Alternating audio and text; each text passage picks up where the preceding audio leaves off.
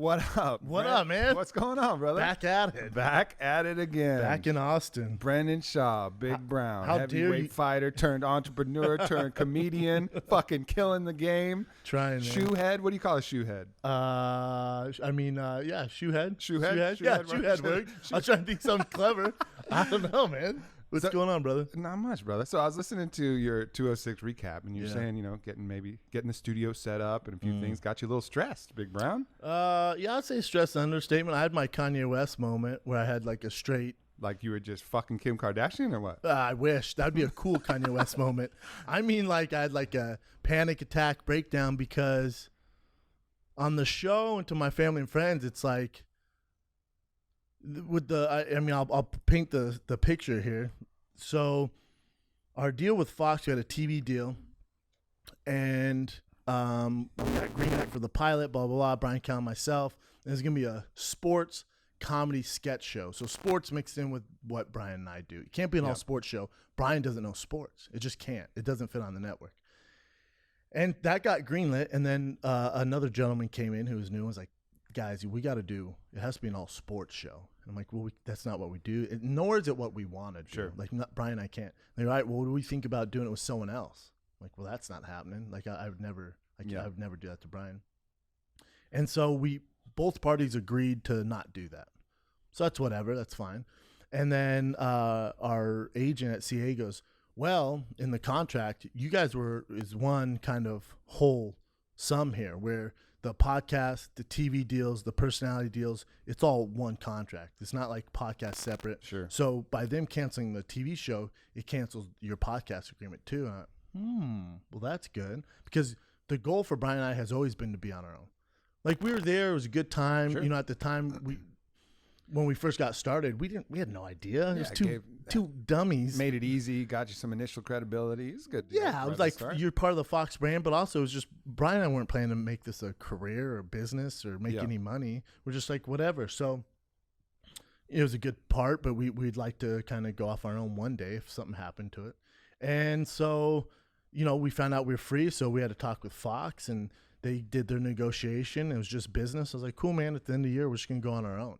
I'm like, all right, that's fair. We understand because they wanted a part, and by part, I mean half of what we're doing now. I'm like, I just can't bring myself to agree to those terms. We're just going to go on our own. And granted, we wanted to do that anyways.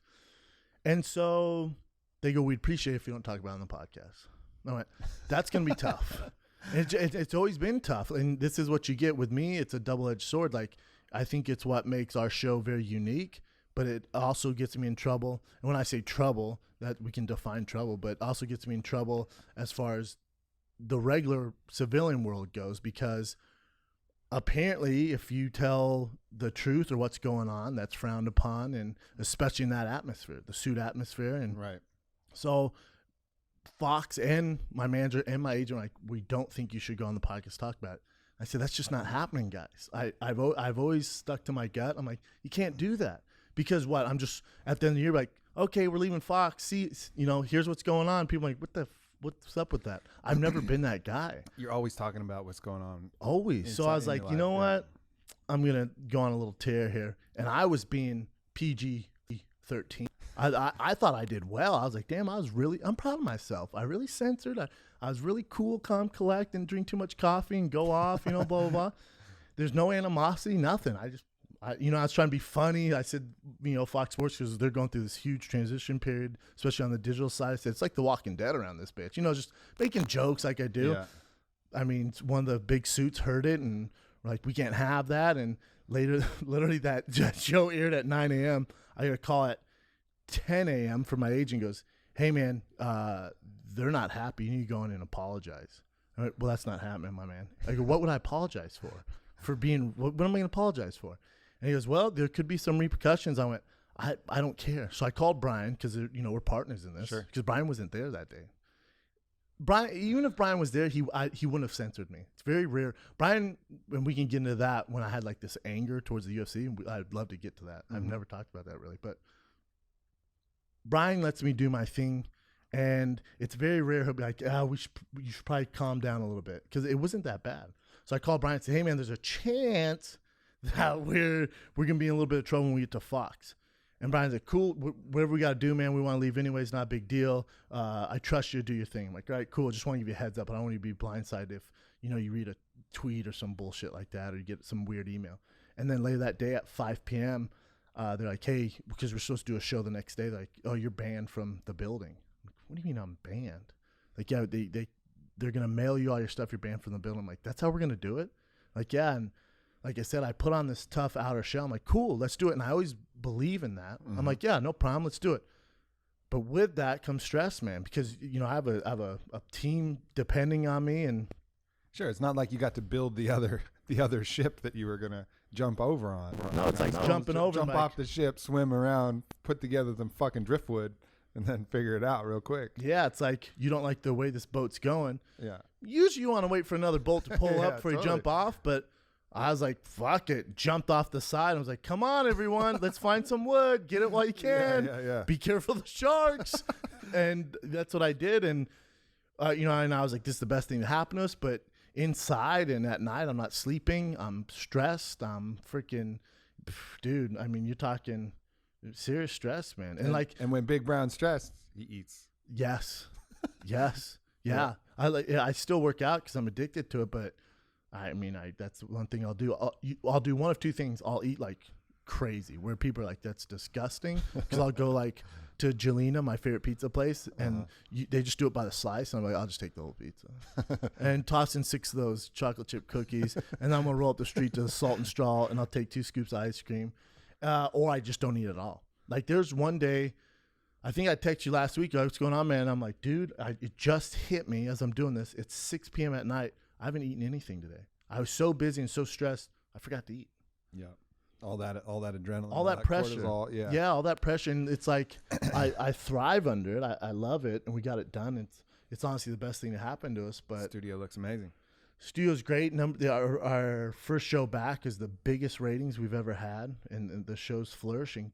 But to get to that point, man, and you remember, this is no one's doing but mine. So I have to tell Brian, our employees, my brother, our fans, it's all good. Yeah. When on the inside, I'm like, oh my God, I better figure this shit out. And we did it in 4 days, but still, man. It's almost. Do you feel like it's almost like a short camp that you had to get ready for? Like this kind of everything goes into hyperdrive. Yeah. But if you've prepared in other arenas, you're almost prepared for this. Correct. You know what I mean? That's a great point. And that's one thing that I always talk about is like, you practice. You don't have to practice that exact thing. Mm-hmm. Like there's no way to practice rebuilding a podcast studio in 5 days, but there is ways to practice handling that stress, like staying organized, figuring out how to do it. And then also learning your weak points. Like the more you go through that, maybe you'll be less stressed. You'll be like, you know what? I fucking set up that podcast studio in 4 days. Yeah. Like whatever you can draw on in your whole personal history will help support that ability to just believe that you can do it and make it through. It was just bad timing because at the same time too, like I'm super fortunate where the Comedy Store, the Laugh Factory, the 2 most famous stand-up places in the world asked me to do spots. I came like, hey, sorry, trying to set up a podcast. I'm working all night. I got to miss tonight. So I had that going on too. So I'm preparing for my sets. I'm getting done there, going back to the studio at 1 a.m, trying to set things up. So it was just the perfect storm, man. But I also have a problem. I'm trying to get better.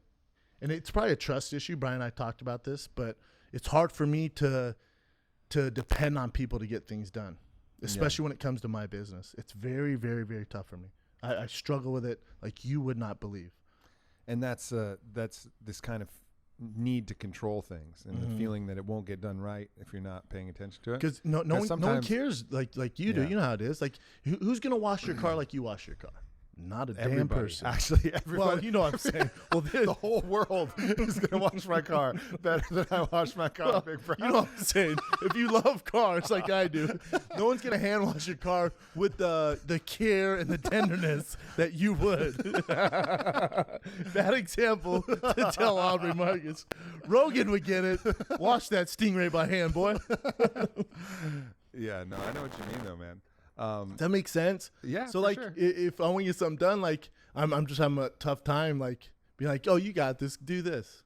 Yeah, it's an essential skill to have though, because as things get bigger, On It now has 130 employees. Like if I felt that way, I would be crushed. Always be exhausted. You know, so it's this, at a certain point, just getting the right people, which is the hardest thing. Like getting the right people and then giving them faith. You know, like, how hard is it to find the right people? Like, it's hard. You know, Evan Rodner, aka Evan the Beard, our producer at Fox, longtime producer. He's not with us anymore. And then Keely Hooverson, who one of my best friends, but Keely's not with us anymore. You know, those are two. And granted, they weren't the meat and potatoes of the show, but they know the vibe of the show. They know their roles. They're comfortable in it. I know what to expect out of them. They know what to expect out of me. And you take those away, and you have Brian and I. And the way I view it, Brian's the talent. I'm a talent, but Brian's the talent. I'm more of the managers, if that makes sense. I'm more of the like the production producer, aka half the talent. But I treat Brian like the talent, and that's our relationship. So when we're looking for those other two employees, I mean, I probably went through 600 applicants, damn near in 2 days, 3 days for a new producer. It's tough to pick one because everyone has all the, everything, blah, blah, blah. I don't know producing. And so I was looking for kind of history and what they've done before. And then they sent these highlight tapes and blah, blah, blah. And you're going through them like, well, they all look pretty similar. I mean, there's some terrible ones. It's terrible. And then there's some really good ones. You kind of just have to go with your gut a little bit. And you know how I went with my gut? I was doing a set at the Laugh Factory, going through all this, and I'm taking pictures afterwards, feeling like an asshole. I have no business taking pictures at the Laugh Factory with fans because there's comics who've been doing it for years. And so I get off set, and I'm taking pictures with people, and this guy comes up to me, large Asian fella, Korean, comes up to me, I'm like, what's up, man? Want to take a picture? He goes, no, I don't. And he has a necklace on with like a dog tag, but has a USB on it. It's attached to it. He takes it off. He goes, here. I go, what the hell is this? Like some, making a joke or something. And he goes, no, I'm your next producer, man. He goes, I'm a badass. He goes, I'm your guy. He goes, I drove all the way from Orange County just to give you this in person. I went, all right, cool, man. And then when he walked away, I went, fuck, that's probably the guy. If this is legit, he's probably the guy. That's such a gangster move because it just shows that self-belief, right? Yes. That's like looking across from your opponent and just knowing that they know in their heart that they're going to beat your ass, like that they got the goods. Yep. For me, it worked because I got a job that I shouldn't say, I shot a pilot, and the way I got the gig is by doing the same thing. And that was, a few months prior. So I'm like, well, I like that tenacity. That's what you need to make it in this world. And my story is it was on this network. They were going between me and another guy, and we were only doing like Skype because they were based out of New York, and then they're coming to LA, and they were getting to LA that week. And I know it was a toss up, like half the room like this guy, half the room like me. My agent told me that. I'm like, all right, man. And he goes, dude, today they wanted, and I was swamped with things. And he goes, today they want to do another Skype call. I go, forget Skype. And I looked at the email, and they attached the lady's name, the head lady who's making the decisions. So I just, probably ill-advised from my agent. I just hit her up like, listen, it's Brendan Schaub. I know you guys want to Skype. Let me come in. Let me come in person.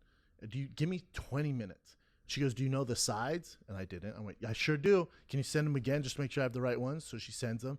And she goes, can you be in North Hollywood in something like by 12:30? And it was 11. And I was dressed like an asshole at Box and Burn. And I was in workout gear. So I rushed to 3rd Street to the nearest shop. I think it was True Religion. So I looked like a bad fucking affliction kid. I just bedazzled pockets. Dude, just fucking jewelry hanging off my ears and shit with skulls on the back. Baby everywhere. For some reason, I had mascara on my eyes and fucking bracelets like fucking Chris Angel. And then I go in there. Are you the new illusionist? Yes. Is this not a magic show? No, asshole. And it's a role, it's a gig where I really have, if you look at it on paper, I have no business doing, but I believe in myself, and I'm like, this would be completely out of my lane. It'd be so fun. And it has to do with World War II. My grandpa was in World War II, so I'm pretty knowledgeable on that stuff. But it's these huge monologues.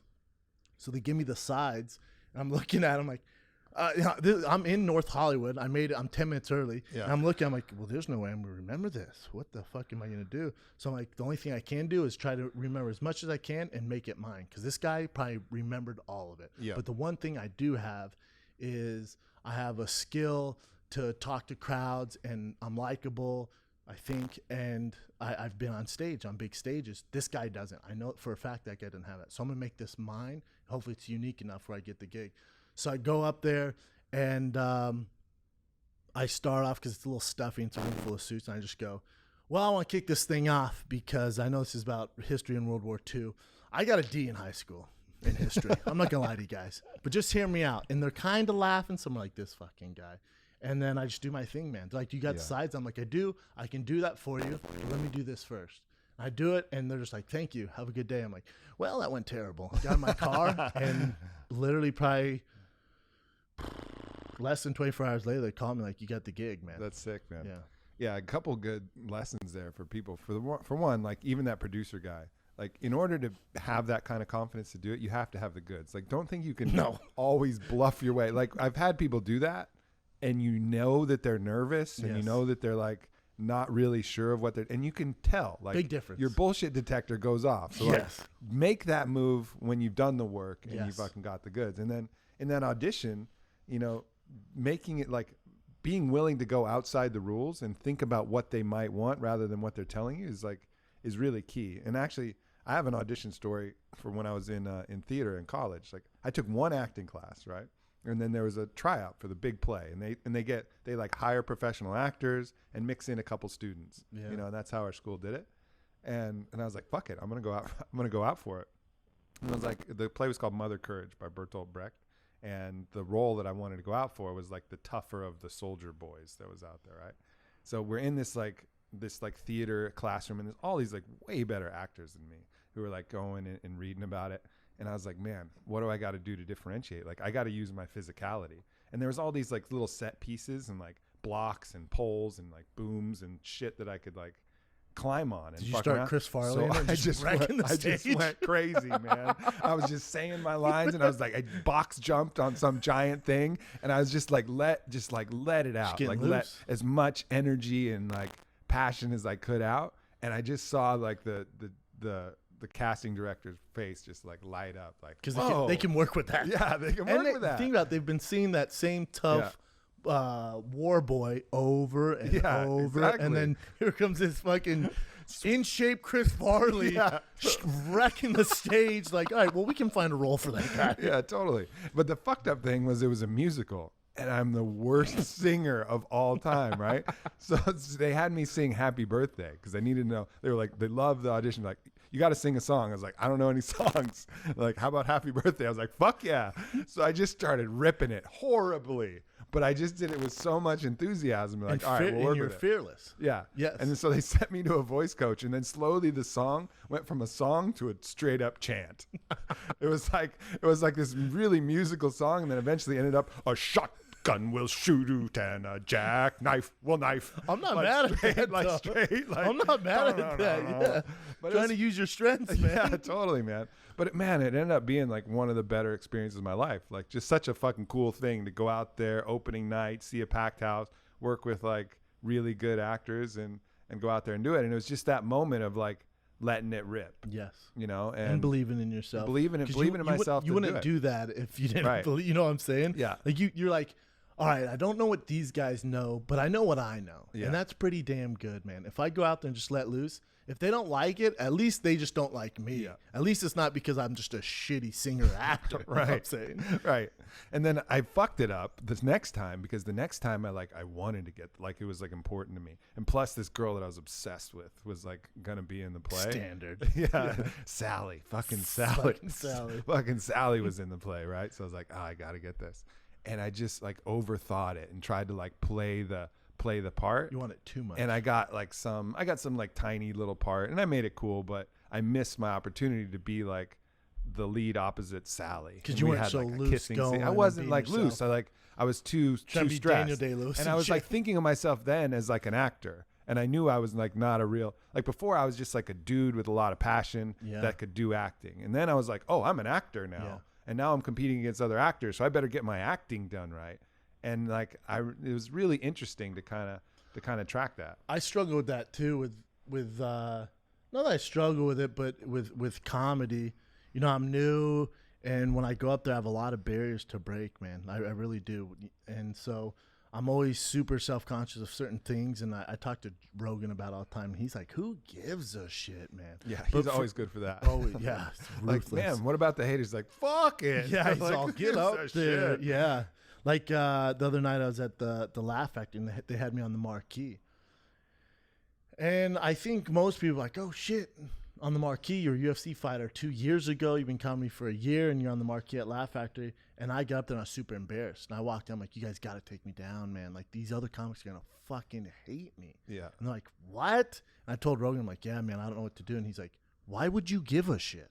Why do you care? Yeah. You're selling tickets. It's that team mentality, though, yeah, right? Like, yeah. you're now on the comedy team, Yeah, and man. you play football. I mean, Yeah. you don't want to come in No, man. and be like, No. but I understand that, but also I understand where Rogan's coming from. Yeah. Like, it's not a team, really. No. It's fucking every comic for And themselves. also, and I'm going to steal Brian Callen's quote here. There's two things you can't fake: fighting and comedy. You just can't, because obviously if you're not making can't people, fake a hard dick.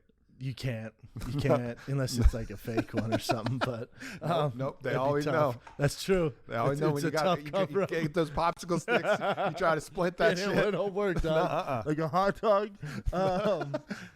Yeah, but Brian's right, man. So if people aren't laughing, I wouldn't have a job. So something's working. I've never been. But what about the? I've never been so challenged in my life, though. Yeah, but what about like that move? I mean, stand-up comedy and fighting are two of the most terrifying things. Like, if you were to put up two of the most terrifying things that people could do, I think it would be go on stage and be a comic and get in the cage and be a fighter. Yeah. Like, so some part of you has to be willing to put yourself in super uncomfortable positions. Yeah, that's a good question. I think what's weird, and I told Brian this the very first show we ever did, I got off. I was probably terrible. We were at a sold-out crowd in Irvine or Ontario, and live fighting the kid. And it was Brian's idea for me to start doing 10 minutes of stand-up.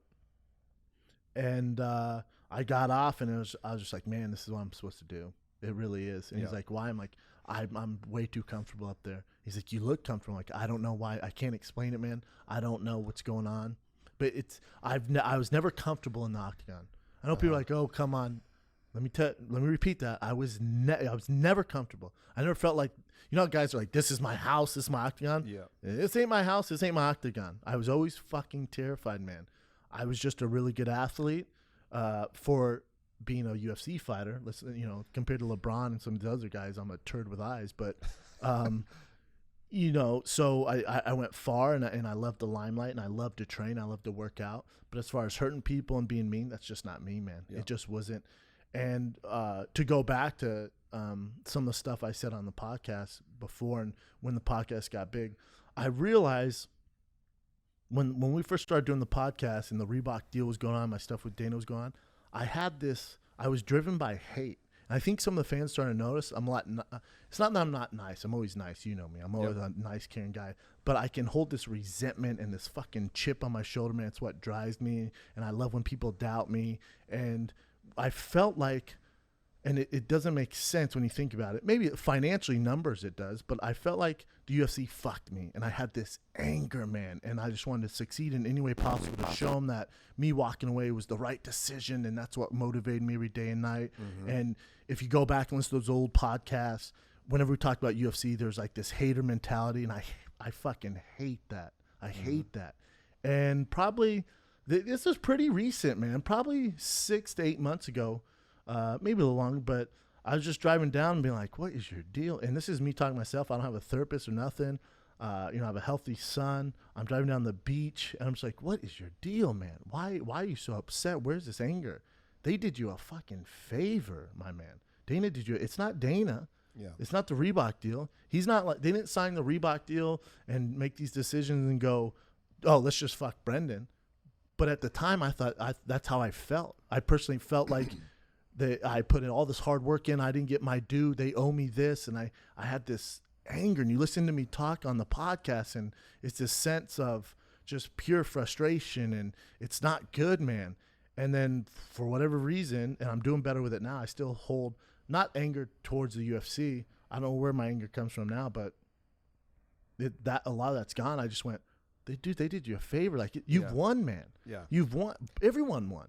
You're doing your thing. You don't have to get punched in the face anymore. Yeah. If that never happened, You're not at the Comedy Store. You're not at the Laugh Factory. Right. You don't have your own Finding the Kid shoes. There's no podcast. Like, what are you talking about? It's like there's two fuel sources that you use, and you were clearly using that, that one fuel source that I'm going to show you, I'm going to prove you wrong, and it's vicious. It's a very powerful fuel source.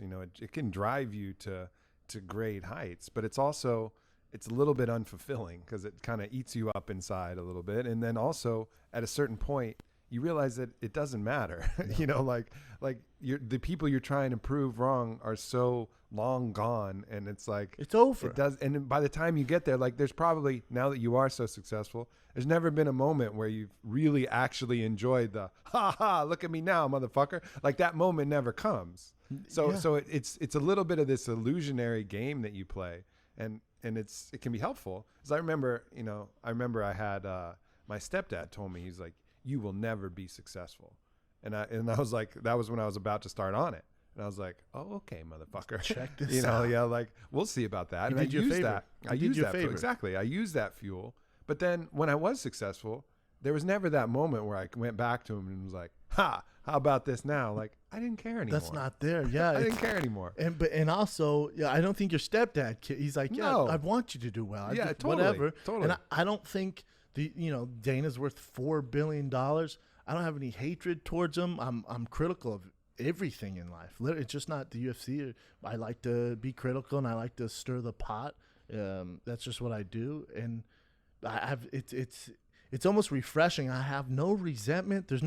I'm a full supporter of everything they do. It was very strange, man. It was very, I don't know. And I think most people would have to go through years of therapy maybe to get there. You would know better. This is your shit. Sure. I was just driving down and my son was healthy and I was so relieved of that. And I'm driving a fucking fancy car that most tools drive. And I get this fucking part in my hair. I'm going down Pacific Beach and I'm healthy and life is good. I'm like, what's going on with you, man? You can Where's just decide instantly to ditch it, and then pick up the other fuel source, which is inspiration. Think about all of the people who you're reaching out to, the messages you get from the people you're making laugh, the life that you're going to set up for yourself and your family. And then you switch from this like coal burning energy source, which is that kind of hate, to the inspiration and love for what you're doing. And that is this kind of everlasting refueling, perpetual energy source that you can then use as motivation. You also, when you're in that state of, as my new Korean producer would say, Han. I don't know if you know what Han is. It's like what Koreans, it's like this you can't heal it. You have this hatred of years of, just oppression and just hate, and that they grow up with it. He was like, in Koreans, we just have that. It's called Han. And I had this Han, and I'll say this, when you have Han, as far as you're a workhorse and you're working 13 hours a day and you don't stop and you're doing it to prove everyone wrong, you have this chip on your shoulder. But when you're doing that, you're not creative.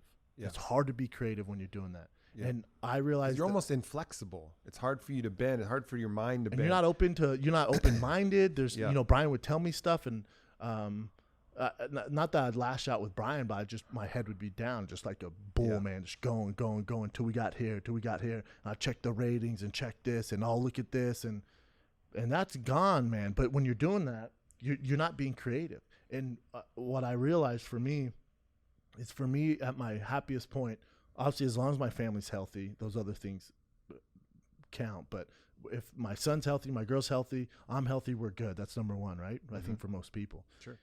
Then for me, I have to be doing something creative. And I found that through stand-up, through doing certain segments on the podcast, through doing these shows and these auditions, through the clothing. And if I'm not creative, shit hits the fan. If I don't have that release, that outlet, it's not fun for me. Yeah. I'm not motivated. I'm not happy.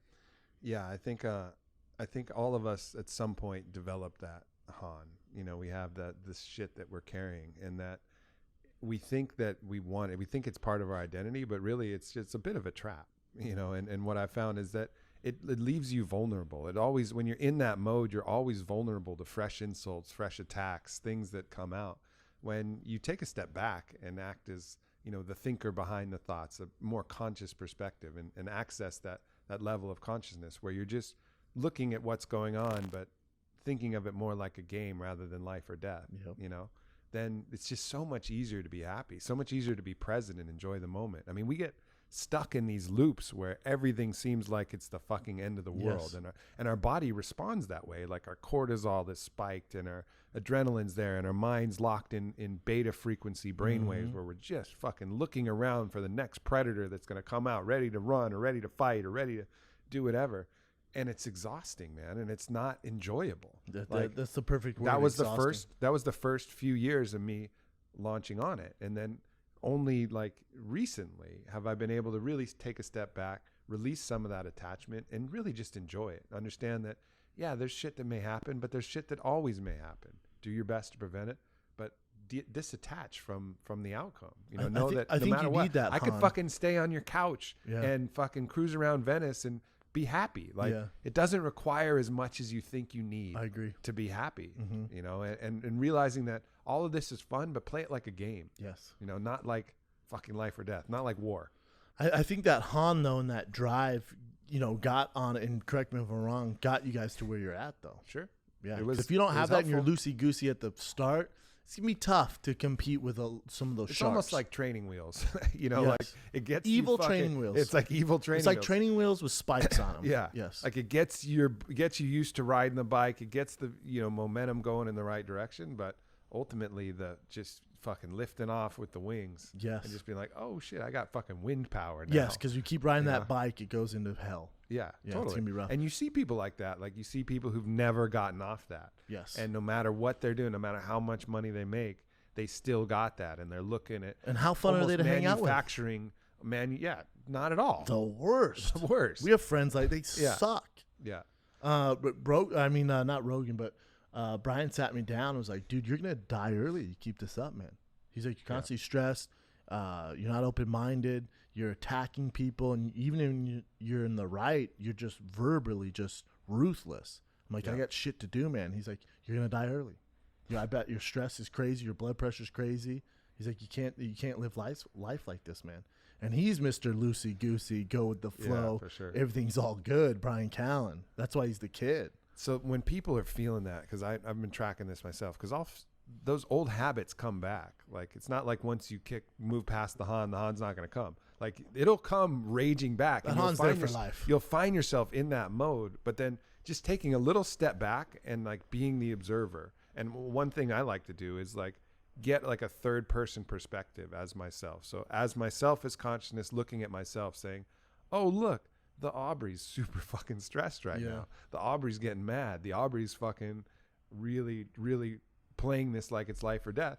Like maybe let's relax, buddy. Yeah. You know, and identify as something other than that animal that's in fight or flight. Almost like you're consoling the human that is yourself. Like, hey buddy, like we're going to be good, man. Like you don't need to feel it. And it's hard because the emotions are there and the neurochemicals are there and the stress is there and your heart rate's elevated and everything's going on.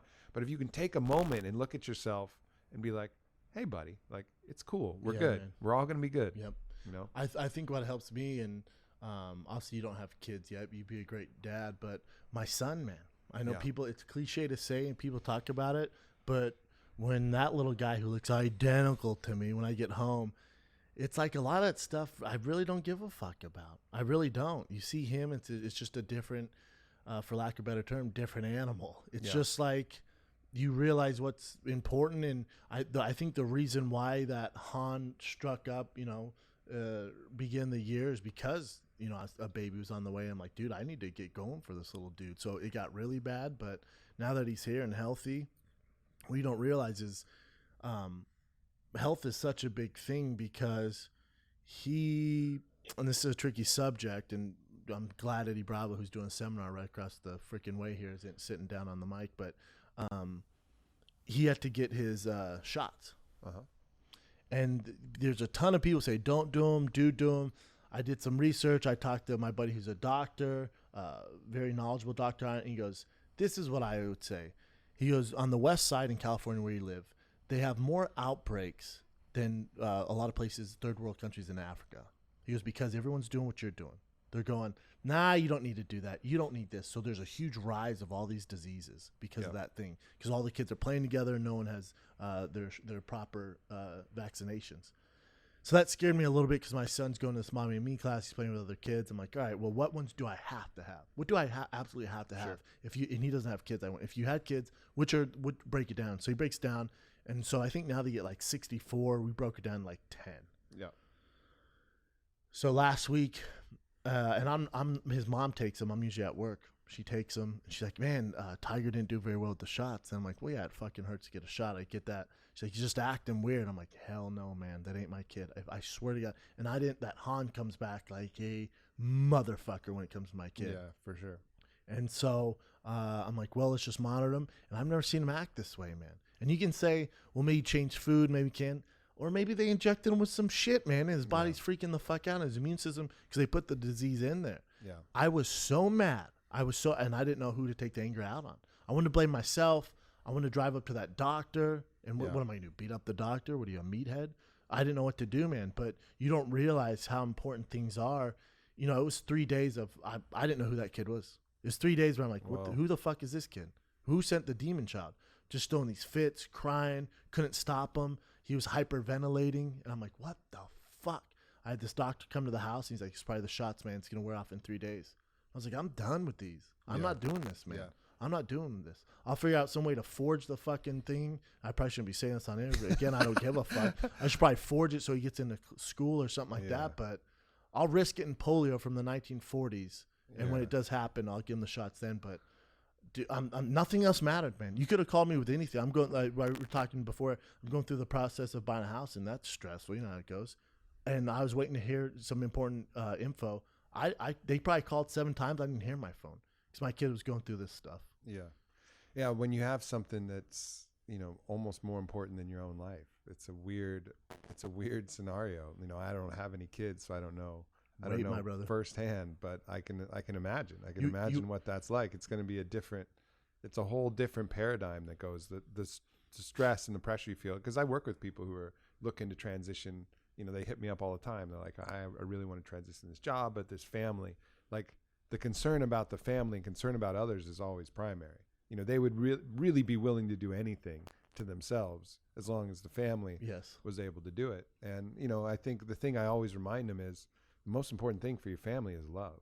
Yeah, like, number one. I remember I have 3 younger sisters, and when I was in high school, my parents moved to a ranch, and all the ranch had was this tiny little farmhouse, and it was literally no bigger than this room in my office here. And we all just crammed in. I got a bed. All the sisters shared a bed. We had like one living room kitchen thing, and it was the fucking best time ever. You know, because we would just play music, and everybody was eating dinner together, and nobody could run off to their rooms. Now the family lives in a fucking mansion. I mean, cell phones everywhere. Yeah, everybody's like running in different directions. But that was the best, and it was just, that's the key. You know, as long as, if you're stressing yourself out so much that you're not spending quality time with your family because you're trying to provide for your family, you got it fucking backwards. Yep. Like, your family needs less money, more love. Correct. Always. You know, so just keeping that in mind, I think is really key. Like, yeah, your basic needs need to be covered, you know, like nutritionally, safety wise. But beyond that, you know, it's fucking love that's the most important. You see that in third world countries too. You see families doing great. They don't got shit. I know. And the kids are happy as fuck because every day they come home and, you know, mom's doing what they can, and dad's running around, or their uncles or grandparents, or everybody's living in the same fucking place, and it just feels like love. Yeah, I think it's strange because, you know, my girl's family, they're born and raised in Guadalajara, Mexico, and they don't come from money, so they grew up the same way you did, you know, all together, and it took the whole family. You're talking about aunts, uncles, grandma, grandpa, mom, dad, brother, sister. They all grew up in the same house. There's all this love. They turned out great. And then, you know, this isn't a backhand at white people or anything like that, but in white culture, and I'm sure there's people listening now like, well, I grew up like that and I'm white. That's fine. But from my perspective, in the white culture, it's almost like you grow up, there's love. My parents loved the fuck out of me, but it's kind of like when you're 16, all right, you're good. Go do your shit now. Go find your own way. Where I feel like in other cultures, it's not that same way. And, you know, my girl was in this class, and my son, big ass kid, so he needs naps all the time, blah, blah, blah. And my girl holds him. So you know how nap for an hour, 2, blah, blah, blah. She's a stay-at-home mom now. And it was a white mom and a Japanese mom. You know, Japanese are pretty brutal. And they go, oh, you got to set him down to nap. He can't nap on you. You're going to create bad habits. And then you got to set him down. He's going to cry like a motherfucker, but just let him cry and eventually go to sleep. And so my girl's like, really? That's not how I was raised. Like in our culture, like we hold the kid. Like that's what we do, man. Like that's my gig.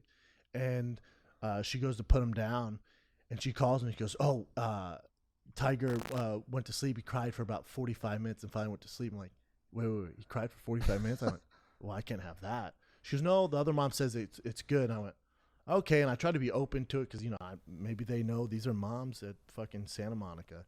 And don't get me started, at West Side LA. And so the next day I'm at home now and she goes to do the same thing. He's crying. I'm like, this ain't happening. Yeah. We're not doing that. We're not doing that. I don't believe in my heart that that's the way to go. It's just old school. It's like going and seeing non-fat yogurt. Yeah. You know, like, what the fuck, man? You don't want non-fat yogurt. No. The rest of the shit in the yogurt is what's bad for you. Yes. You want the probiotics and the fat. Yes. That's the only good part. Yes. Stop with your non-fat yogurt. It's crazy. Stop with your let the kids fucking cry. Yes. Like, it's like, give them love, man. Yes. It's simple. It's a simple formula. You don't need to fucking overthink it. Like, you don't need to, and also like the way that parents feed their kids, they fuck it up so many times. Fuck it up. When you have a big ass family, you know how you feed your kids? You put the fucking food out. Yes. And then the kids just eat. Yes. But when you have like 2 parents and 1 kid and they're obsessed about it, then it becomes a power game. The kid's also the weird. kid's like playing weird games. Like, no, I'm not going to eat that. Yep. Like this fucking game, we're going to play this game again. There was never that game in our family because we had a big ass bowl of food. Yes. Do work, son. You do work, or you don't eat. No, we did hamburger helper, and I was like, I don't feel like hamburger helper. What else is on the menu? My dad's like, warm glass, shut the fuck up, go to your room hungry. Yeah. That's what else is on the menu. Like you just eat the food, and in other cultures, it's just here's the food. The kids eat the food. Yes. Kids will eat the food if you don't make a big fucking deal about it. But also, and granted, there are issues with sugar, and we all know that. Yeah. But they're still kids. Yeah. They're still kids. And I've grown up around kids. I've seen parents that don't let the kids have any sugar. And that kid's fucking weird, man. Like, I was balls deep in donuts, Cadbury eggs. Yeah, I might have a fucking sugar addiction. All right, man. I feel fucking great, though. But these parents are like, no, don't give him that grape. There's sugar. And I'm like, it's a grape, bitch. Right. You can have a grape. What's wrong with you? Right. As they're eating their non-fat fucking yes, and balls deep in like this weird. Real good with your nutrition there. Yeah, and that weird sugar-free chocolate. So I enjoy shitting your pants on the way home. I don't know if you know how that stuff works. Yeah. But what's going to happen with that kid or that girl, they're going to get to college, and when you've been so fucking wound tight where they can't even eat sugar, the homies are going to run a train on that girl, or the boy's just going to be a fucking, campus shooter. You can't have that shit, man. It's not, you got to let them live. And we live in this weird world where, dude, the opinions I get from people on kids, especially where I live, it's insane. The best thing I grew up in Aurora, Colorado. The best thing my parents did was they treated me like a little adult human. You know, instead of like a little fucking like idiot. Like, I feel like so many times you treat kids like little like second class idiots. Yes. And then they become little second class idiots. Like, they always treated me like a sentient human being that just hadn't learned as much shit as them. That's yet. key too. So they would still like ask me my opinion at dinner, you know, like they would be talking about some complex issue, some relationship issue with one of their friends. Well, what do you think, Aubrey? And I'm like, my opinions were shit at first, but they still like, it was like got me thinking about it, and then be like, oh yeah, well maybe. Did you think of this? And then so then I became like a sentient human faster, you know, because they treated me like one. And then if there was ever something they didn't want me to do, it wasn't like because I said so. It was like, well, this is why. And then so I got to internalize the why. Yeah. So, you know, if I did something wrong, I knew why it was wrong. And I was the first one to beat myself up, you know, so they didn't have to fucking ground me. They didn't have to do all the shit that you have to do, this kind of reward punishment system. That's like, key, man. They just explained it, and then I internalized my own morality. And then from there, I was able to chart the course. Yeah, I fucked up sometimes, but I knew when I would fuck up, and they'd have to remind me, like, don't throw rocks in the neighbor's pool. Like, Yeah, fuck, that was stupid. Yeah, my bad. I definitely. I'm also been 8 though, and there's a shitload of rocks. Yeah, and I wanted to see if I could make it. Yeah, into the pool. it's all good. It's not the end of the world. But then I They're realized, all Aubrey. Dan here cheated on Sarah. What do you think they should do? Yeah. I think Dan's killing the game. I think Dan should get a flock of them and run a train on all of them. Like, okay, you're 9. We're gonna We'll maybe sit the next round out, huh? Yeah. Yeah, it was funny. That's key though, man. It's super key, and I think it's just weird. Some of the old habits that we have. We have these ideas that are just in culture that are just wrong. Just wrong. Like wrong. Culture isn't always right. Yeah. And again, I can go back to that fat thing. Like this low fat, high sugar thing that was trade was completely fraudulent and false and bullshit. And all of the science has completely reversed it. But people still haven't adapted. It's not like even when the truth comes out, people like switch immediately. Like low non-fat fucking milk and yogurt and shit is still like, I still hear people asking for it. Like, can I get that skim milk? It's frustrating, I'm right? like, what? Just the lactose? It's so frustrating. You want just the lactose? That's all you want. Yeah. That's all you want. That's insane. Yeah. But it's like, it's so pervasive. And so I think people questioning everything and looking like, all right, well, what is the actual reasoning behind this? Like, you're not just accepting what somebody says, as the way you should do it, or what the mainstream way is. Being a critical thinker, and people think being a critical thinker is being a hater. There's a big difference. There's a big difference between a hater and being a critical thinker.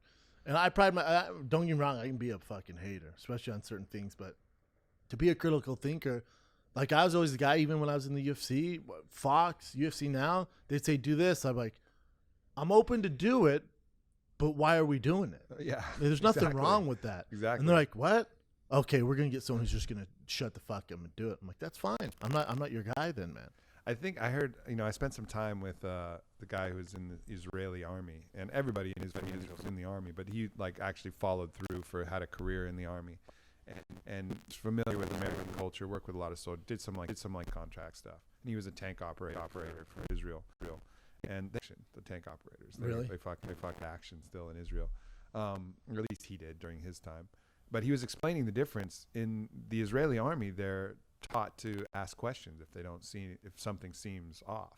That's pretty cool. Like if they're given a mission and the mission doesn't make sense, they're supposed to go to their commanding officer and be like, "Yo, man, this doesn't make sense to me. Can we go over this? Can we explain what's going on?" And maybe not in a direct firefight scenario where someone's like, "Move right," and they're like, "Really? I don't know about moving right. Move, bitch, about to get blown." When it's in the planning stage, it's not like complete obedience. So that you would in a company, like you don't want just yes men. Like if I came into the Chiefs meeting and said, all right, I think we should do this, and everybody's like, oh, great idea, Aubrey, or everybody's like, great, perfect. Yeah. Like you want that feedback, you want that back and forth. I want to have to use logic to win the point. And maybe there will be a disagreement, and at that point you recognize the points on one side, you recognize the points on the other, say, I hear what you're saying, I think that's valid, but we're going to go this way. And that just leads to, generally a better outcome when you have more feedback. Plus, it gives people a voice where they don't feel like, granted, you need a leader and something like that. But if you let people give them a voice where maybe it's wrong, but in their hearts of hearts, they think it's right. And you go, I hear you. This is why I'm doing this, though. It makes a huge difference. Totally. And it's not being difficult to deal with, none of that. You're just like, man, I think this. And like, cool. But I know this, and you didn't have this information. Yeah. So this is why we're doing it. So let's hash it out and not get all flustered. Like you're challenging my authority. Yes, like that's the thing the ego says every time. If you ever hear yourself in your mental voice saying, "How dare you?"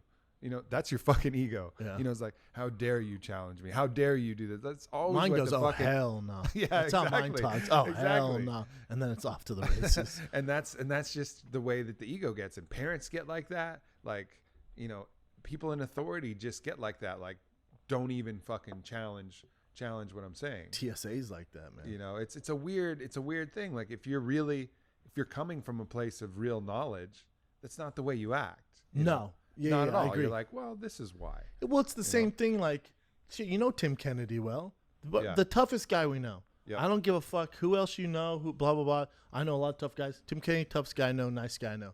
You ever seen Tim get emotional or super irate about a certain topic, or if someone offered to challenge him in anything? No, because he's confident in what he does. He knows what he knows. It's the guys who are beating their chest and get all mad and these huge egos. That's the guy where it's like, all right, man, I'm telling you, it's not the way to go. You're never going to get anywhere like that. Yeah. Like you're not going to see like a great astrophysicist, get emotional in a flat earth discussion. You know what I mean? It's he's like, so why? he's just going to laugh and be like, but when you don't really know things, that's when you get like super, super emotional. Yes. It's like when you're not really sure and you're insecure, then your ego comes in because you're identified with this thing. It's like, if you really got the nuts, you really got the goods, then you're good. You're just going to be chill. But to play devil's advocate here, if you go the Donald Trump approach where he didn't have his facts, he wasn't confident, but he got louder and made a bigger scene, then people are like, God, maybe he is right. You know what I'm saying? Like, he made such a scene about certain things that he wasn't sure of, where Hillary Clinton kind of played the role like, I'm pretty fucking sure, but Trump just fucking boom, just loud and made a whole spectacle of it. Well, I think what he did is he tapped into anger. Like, he took the Han of a lot of people. The frustration of middle and he was like, America. oh, there's some fucking Han here. Yes. And I'm going to exemplify that Han, and they're going to jump on my back like, yeah, see, that guy's pissed off about the same shit I'm pissed off. Fuck what he says about the facts. Like, he's feeling like I'm feeling, and if he's feeling like I'm feeling, we're going to change some shit. Yes. I'm not down to grab girls by the pussy. Yeah. But we're both upset about shit. Yeah. I want Trump. Like, it was a weird movement, man. It was so weird. I don't think I don't mean to get into politics here, and we can move after this, but I don't think either of them were very good. No. But I was baffled by just how many people are like, I think Trump's going to do it, man. I was like, are you kidding me? That's what's going on here? But emotions, the lesson, I think, is that emotions trump logic. And I think that's something that we can all recognize. Like, emotions are primary, and if you tap into, like, your emotions are primary. So many times, like, if you're feeling an emotional way, like let's say your girl does something that makes you jealous or insecure, you will use logic to build an argument on why she's a piece of shit. Mm-hmm. But the emotion is what's creating the logic. The logic is not creating the emotion.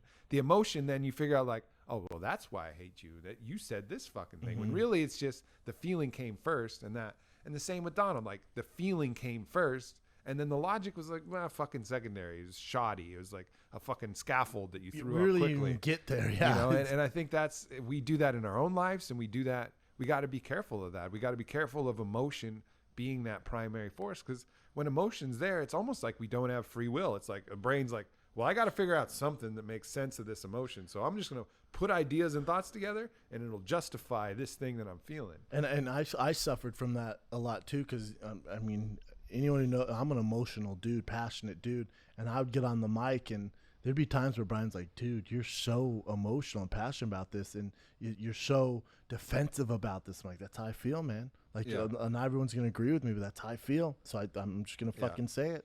And people like that. I mean, people like emotion is real. And I think that's one of the things that we're naturally attracted to. We're attracted to, that's why people like drama. They like the emotional connection. It's essential. It's just, we got to be careful how it guides our life. We got to be careful that it doesn't force us into bad situations. Well, I think if you harness it in the right direction and you mean well, you're always going to be in a good spot. But when that Han comes out, you mix that with the emotions, well, then you're going down a tough road. Sure. And most people aren't going to jump. Then you're O.J. Simpson. Yes. Most people aren't going to jump on that train. Did O.J. have shit to be upset about? Yes. Did he catch her sucking dick on her knees in a Brentwood house? Yes. Should he have killed her? No. You know what I'm saying? His Han was so deep. Hold up. Fuck, man. Hold up. You want to talk about, dude, you opened a can of worms. I'm balls deep with O.J. Simpson, meaning I did so much research with this motherfucker. You want to talk about Han? He walked in. He was with his boy when he was in San Francisco. He found out his dad was gay. He was with his boy in high school, and they went to go surprise their dad, his dad. He pulled in, saw his dad in a robe with another dude, found out he was gay. So that Han got deep right there. Yeah. And then grown up broke and blah, blah, blah. His Han got so bad, this fool didn't associate with black people. Yeah. When he was at his heyday, his Han was so bad because he was black. They would say they'd walk in a restaurant and be like, he would walk in a restaurant and be like, dude, look at all these ninjas, you know. Yeah, Code word for, you know, enters. He'd say, look at all these ninjas in here. You believe that? And his friends would be like, huh? But you're black. Yeah, he like his Han was so deep because he didn't want to be labeled as one of them, one of the black people. Dude, you want to talk about a guy whose fucking emotions and stuff like that were so crazy and so dark. His story is fucking fascinating in a terrible way. Yeah, it's just the extreme case of when you haven't checked those things, you know, and that emotion of like, I gotta fuck that bitch, you know, like I gotta, and we're making, of course, mild assumptions, maybe. I don't really think so, but no. But OJ killed a guy and a girl. So like at that moment, that emotion was so strong, and then his fucking mind just started saying things. All right, grab the kitchen knife. Grab the gloves. Like we're going out, and then like piecing things together. But the emotion was primary. You know, like that's what was driving it, and the emotion. You know, we've all done things we regret when that emotion is primary, and it's from not practicing being able to deal with that emotion, not being like at that moment. If he could have stepped outside and done what I said earlier and been like, oh wow, the OJ is super mad right now. The OJ is thinking about grabbing a kitchen knife. The OJ's about to kill a bitch. Yeah, like that's fucking crazy. I better go sit the fuck down and smoke some weed or something. Like, because the OJ is fucking really the OJ's about to make a huge mistake. Yeah. You know, but he couldn't do that. He couldn't get conscious. He couldn't separate from that emotion. He was the emotion. I think at his athletic level and his fame, I don't think you get there without having Han. I got to be honest. Yeah. Out of all the great athletes I know, and some entertainers, that Han is so deep. There's a level of incurable hunger that's never filled, and that Han's just what motivates them and drives them. Most people I know, especially athletes, they're the darkest. And this is kind of fucked up to say, but a lot of them I know, that there's just this darkness where I was like, oh, we're kind of not the same when it comes to that. Let's say, I mean, there's got to be some exceptions, though. You know, I can't necessarily think about like just go through it, and even if you don't personally know him, you go through Michael Jordan. Super Han. So he's like an example of like super Han. Like it still can't get rid of him. Kobe Bryant. Yeah, super for sure. Han. You keep going through. But what about Lance like Armstrong? Yeah, super Han. But Mike Johnson had AIDS. That's nothing to do with it. Nothing to do that in there. Mike Johnson had AIDS. Gay son. Have you ever seen his son? No. Oh, he's as straight as that. Well, he's as straight as that fucking kettlebell you got there. I mean, I watch his show on E, but he's a good dude. I mean, there's some rumors that's why Magic got AIDS. Correct. Yeah, that's some Han shit. That's some Han shit, son.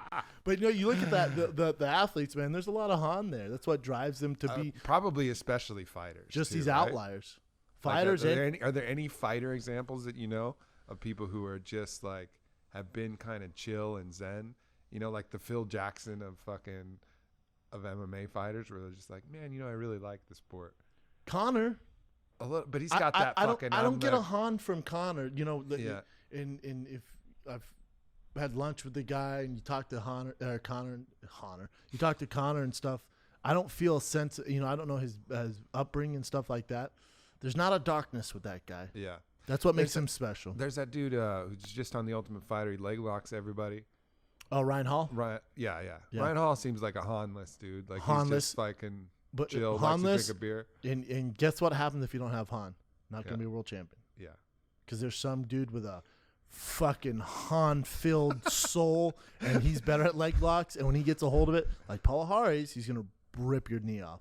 Yeah. You know what I'm saying? It's interesting. Like, I wish I had that Han when I was fighting. I just didn't. I liked everyone. I'm just a guy who likes people. My mother talked about that, too. She was, you know, she made it to the semifinals of Wimbledon. But she could never beat Billie Jean King because they grew up in the same area. And Billie Jean was always just like a cunt to her. Like, would never even play her.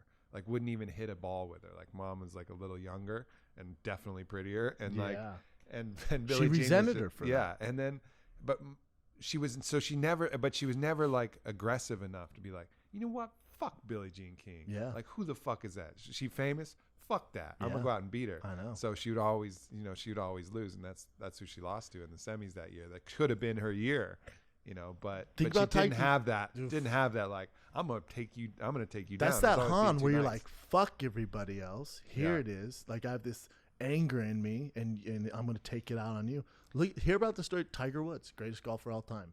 His Han was so fucking deep, man. I mean, it's crazy shit. Yeah. You just look at all these great athletes, and there's some exceptions where people are, not as dark, but not the great ones aren't, man. I remember I used to do this a lot more often. I would call it the blood rage workout, right? So I would get in the gym, and it was basically like a Han stimulating exercise. I didn't know what Han. I didn't call it Han at that point. Yeah, I just found this out about a week ago. By the way. So I would go through. I would get in a workout. I'd find like an exercise that I knew that I could really just burn myself to the ground with. So whether it was kettlebells or whether it was traditional barbells or like hitting the bag, and then I would play out a scenario in my head where someone I love was being threatened. Like, for example, me and my girl were in an alley, and then there was like 10 dudes that were just gonna fucking rape and murder her, and I had to like fight to the death. And I would just play this scenario, right? And I would get to the point where I would dump all of that adrenaline and everything just by playing the scenario and starting to train. You went hard and just like building it up in my head. And I would finish, and I would be like fucking beat red and sweaty, and my pulse would be going. There'd be fucking tears running down my eyes. But it was like a little bit of an addicting feeling of like feeling that much rage and what you're capable to do with it. And it was like kind of interesting, and it would take me a while to settle down because when those neurochemicals get going, and it's like on a ramp, it's like a bell curve, so I couldn't calm down for a while. I was like a weirdo. I was like walking around. I always have like a hoodie when I was doing that because I was crash hard. Cause it was weird, but I felt like it was a valuable exercise to just practice like getting on that ride. So if I needed it, I felt like, man, if I ever really needed that, like I could push that button. And see, you were like in a simulator, but O.J. Simpson was like he was did the same shit, but he did it for real. Yeah, you know what I'm saying? Exactly. Yeah, it's definitely interesting. I recommend. I mean, if no one's ever felt that, like I think it's important because otherwise it's going to take you by surprise. You know what I mean? Like if you've never felt that kind of feeling of rage, like go for it. Like try and build that in just so you know, and then in like a controlled environment. It's like your test environment. I just watched Doctor Strange. It's like casting the fucking mirror dimension to practice your spells. Like do it in a safe environment where it's the gym, so that if you do get in a fight, you're not stomping someone until you kill them. Yeah. You're like okay, here's the rage curve. let me get out the other side of the rage curve. Yeah, it's rare I get a rage like that. The only time, I know I keep going back to my son, that's what's relevant. I was in Santa Monica at this donut place going nuts on donuts. And shout out to, I think it's called Sidecar Donuts. And I have my baby in one of those kangaroo pouches that you carry on the front. Love those. He's cute as fuck in it, so I carry him like I'm a giant kangaroo. Yeah. And I'm going to walk to my car, and this old lady just looks like your normal, grandma, whatever. And she goes, "Oh, he's so cute." I go, "Oh, thank you." We get it all the time, right? It's a baby. And she goes, "Oh, he's so cute." And I go, "Oh, thank you." And she grabs his foot. I'm like, that's a little weird. She's old as fuck. Maybe that's how they did in the 40s or whatever. And she's like rubbing his foot. I'm like, it's cool. Then she starts rubbing his head. I'm like, God, she looks pretty normal. She's talking about kids, blah, blah, blah. And then I go, "Oh, you have grandchildren?" And her face changes like fucking vroom. And she goes, "No, I don't." And grabs my wrist and points at my tattoo and goes, "What's this about?" Like hard. "What's this about?" And in my head, I'm like, what's wrong with this crazy bitch? And I go, I'm being respectful. I go, "Oh, I got a bunch of tattoos. It's a lot to get into. I definitely don't want to talk about it here. Have a good day, though. I appreciate you." And she goes, "Hold on." And I go, "Have a good day." And because now I'm starting to get a little weird feeling. Yeah. So I take my baby out. I'm going to put him in the car. And she goes, "He needs to come with me." What? And there's a bunch of people outside the donut shop, Sidecar Donut. And she goes, "The baby needs to come with me." And my girl's in the car. She's Mexican, so her Han is deep as fuck. So I locked the door because I don't want her coming around getting arrested or some shit. And then the lady goes, "You locked her in." I locked her in. That's good for your. Good for your. I don't need two chicken heads going nuts here. I have to knock two bitches out. And I go, I lock the door, and I go, I got it. And so I'm unstrapping the baby, and I'm going to put him in, and she reaches over my shoulder to grab my kid, like a fucking psycho, Tales from the Crypt psycho. These weathered hands reach over to grab him, and I set my baby down. I turn around, and this Han came from the fucking depths of my ball sack up to my face. That is where Han begins. Dude, definitely it's in your ball nuts. sack. If that would have been a male in any facet and shape, I would have done some horrible things to that dude. But as an older lady, and there's people with their cell phones out, blah, blah, blah, and I turned around and I was like, you better back the fuck. I almost didn't, for the first, and I always have something to say. You know me, I'm a chatty Cathy. Yeah. I was like speechless. I was like, you better get out of here. And then she wouldn't leave, and I got in her face. So I'm like, I'm not going to tell you again. Get the fuck out of my face. Get away from my baby. I swear to God, I'm not going to tell you again. And in my head, I had this Han thing playing out where I'm like, I'm just going to grab her by the old stupid neck and spike her on her head in front of everyone and get arrested. Imagine the headline: Schaub spikes old grandma on face in Santa Monica. My career's over. Career's over. But I at that time, you don't think about that stuff. Sure. I didn't. For the first time in my life, I was speechless. I was like, you freaking bitch. Oh, God. You better get out of it. Like, the rage just, there's no voice for rage like that. No. That crazy bitch left, though. Yeah, she could feel it. Oh, dude. She could feel it. The time that I felt that, like the only time that I've really felt that come up was when there's these guys gathered around my car. One of them took my fiance at the time and smashed her face first into my car window. Hey, man. Yeah. Hey, bro. Hey. What? Yeah. At that point, it was so strong. Like, I pretty much blacked out. Like, the rage. You went red. I just went red. It was like hitting that button on Batman Returns Bane. Yeah, exactly. Like, I just remember, I don't even know how I got around the car. Like, he was on the other side of the car. Somehow I like flew around the car. You're talking about that hate flight? Maybe I went Dukes of Hazzard over the hood. Maybe I just ran around it. I don't even fucking know. And I just hit this guy as hard as I fucking could. Did he die? Like, yeah, he went down. But like, I honestly, my adrenaline was so high. I only remember like moments of that whole event. Isn't it weird? Like flashes. Like, the rage was just at such a level I couldn't record memory anymore. It was like, your memory's like, we can't record this. Yeah. It's gonna fuck him up. It's gonna fuck him up. Don't record. Stop recording right now. That was how intense. crazy is it, man? It was really, really wild. And it's when someone fucks with somebody, like if someone threw me into a car, I'd have been mad, but I would have probably remembered it. Not like that. But, you know, throwing my fucking hold on. What kind of savage? Hold on. Let me emphasize the savage. What kind of fucking savage takes your fiance and rams her head into the car door? Right? Were they fucking unreal? It was like 4 dudes, and like they were like throwing pizza. They were throwing pepperonis on my car. And I was like, here, try these. They're the best pepperonis I've ever had. And or they're like, fuck your car. No, like, fuck your car, right? And so she goes around to the passenger side to get in. I don't mean to laugh. And she's like, and she goes, hey, what are you doing? And he goes, oh, what's up? I'll put my fucking meat wherever I want, bitch. And she goes, hey, my boyfriend's here. Like, don't be disrespectful. And he just fucking grabs her head and goes, sha-ting, straight off the window. And I was like, what the fuck? Game on! Yeah. That Han comes, game on! And fucking red light. Yeah, so flew around the car, hit that dude, ended up fighting the other dudes. I don't fucking remember any part of the fight except for 2 moments.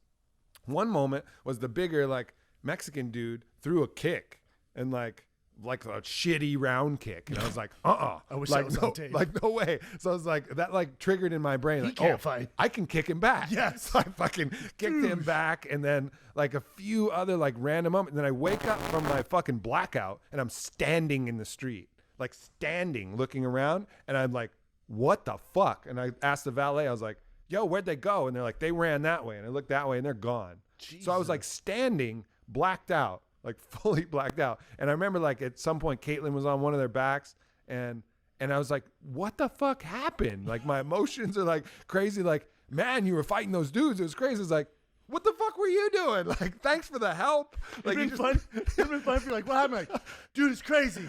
You flew over, the guy knocked you out, your girl got up, whooped all their asses, revived you.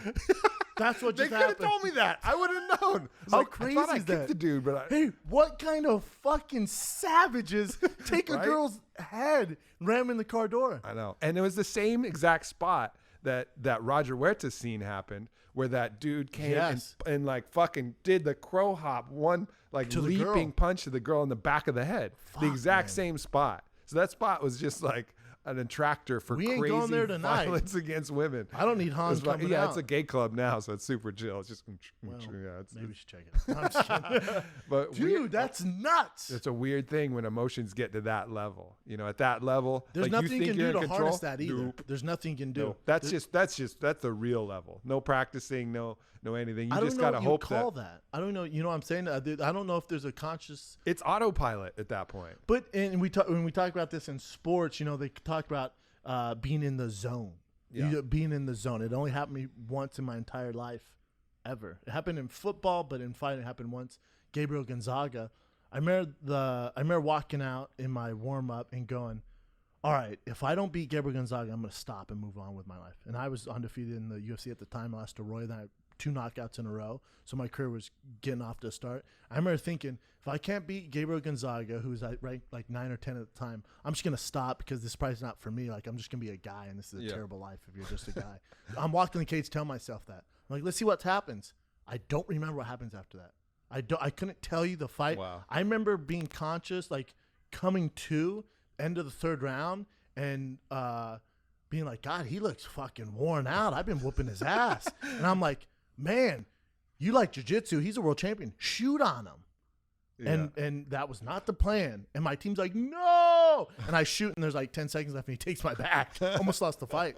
But I remember, Should I have was like, just stayed blacked out. yeah. But I remember, like, God, if I could just tap into that every fight, Yeah, I'll be for world sure. champion.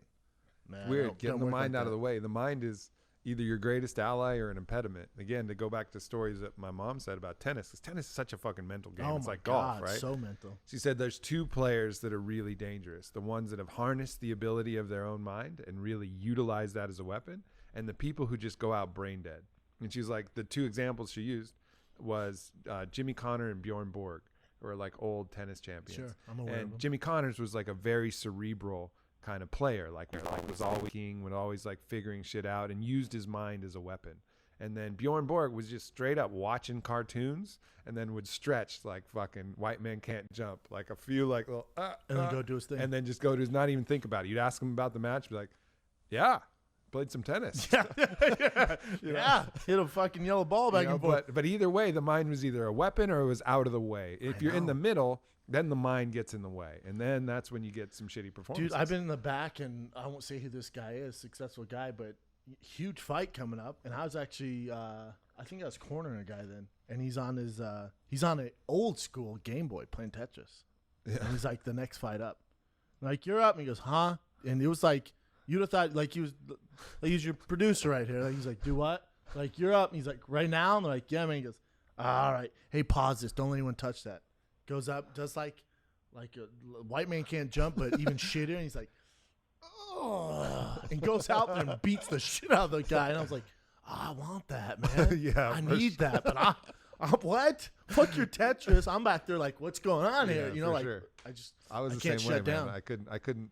I had to learn how to use the mind rather than shut it off. I think that's like more of an innate gift to be able to do. Well, fuck, man, this has been fun. That was fun. Yeah, for Wherever sure. those savages are that threw your girl, come at us, bro. Dude, we had some Han built up, son. I looked for them because I would only recognize them if they were all together. Like my memory was so shitty, I wouldn't have recognized any one of them individually. But I remember there was the white guy with this like slick back hair and shaved sides, and this Mexican with a fat face that tried to kick me, and these two black dudes. If they were all together, I would have recognized them. But fuck, I don't bet they're know what still they fucking friends. look like. Hey, Mexican who threw the Charlie Brown kick. Yeah. We'll be out tonight. We'll be out tonight, Yeah, bro. yeah. Come with that weak ass Come at shit. us, bro. Come Let's with see that that weak kick ass these shit. days, bitch. He aimed it like straight at my hip too. I don't know if he's like trying a high kick. No, he's just not couldn't get it flexible. off. He's off. I was like, it was like neither leg kick nor body kick. It's like hip. I was like, you kick me in the hip, dude. Like, what are you doing? I celebrate that guy in a shitty kick. The guy we need to fucking Kirby is the guy who threw your fiance in the face. for sure. God damn it. That's hilarious. Well, And it's not. follow Brendan Schaub. Fucking listen to Fighter and the Kid, one of my favorite podcasts, and fucking love life. Enjoy the shit. Yeah, Relax. man. Get rid of that Han. Get rid of that Han. Love you, everybody. Peace.